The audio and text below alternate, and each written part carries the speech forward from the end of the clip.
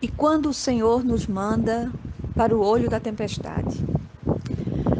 Logo em seguida, Jesus insistiu com os discípulos para que entrassem no barco e fossem adiante dele para o outro lado, enquanto ele despedia a multidão. Mateus 14, 22.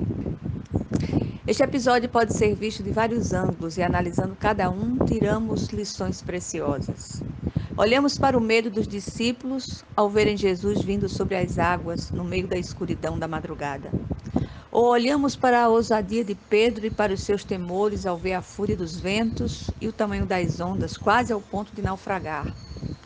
Ainda podemos focar na reprimenda de Jesus a Pedro e assim, em cada momento, enxergamos a lição que necessitamos aprender aqui. Hoje, ao abrir esse texto, que já fora lido tantas vezes, me deparei logo com este versículo mencionado e algo me ocorreu. Jesus impeliu os discípulos a irem adiante dele para o outro lado do lago de Genezaré.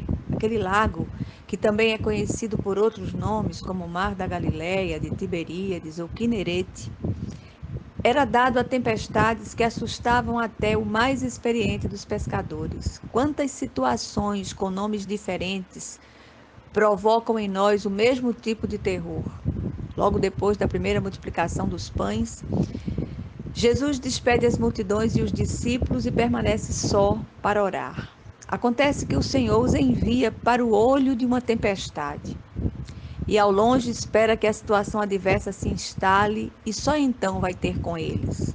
Logo aqui aprendemos que nem sempre somos livrados das situações adversas, mas precisamos passar por elas e nelas seremos livrados.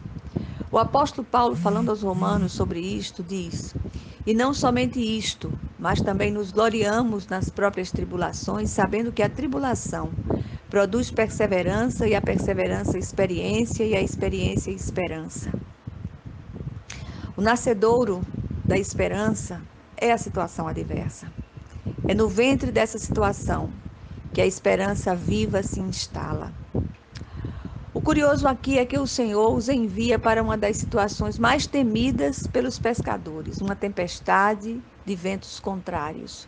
E não é assim que continua acontecendo conosco? Temos falado tantas vezes sobre a estranha, dolorosa e eficaz pedagogia do Mestre. De uma coisa tenho absoluta certeza: as lições aprendidas aqui são inesquecíveis e aplicáveis para o resto de nossas vidas. Fico imaginando a aflição daqueles discípulos apavorados, tanto com a tempestade em si, quanto com a vinda de Jesus sobre as águas, ao ponto de o confundirem com um fantasma, algo também temido pelos pescadores, cheios de superstições. Outra coisa interessante e curiosa aqui, que nenhum elemento que povoava o cenário de medo daqueles discípulos faltou na cena, até o fantasma.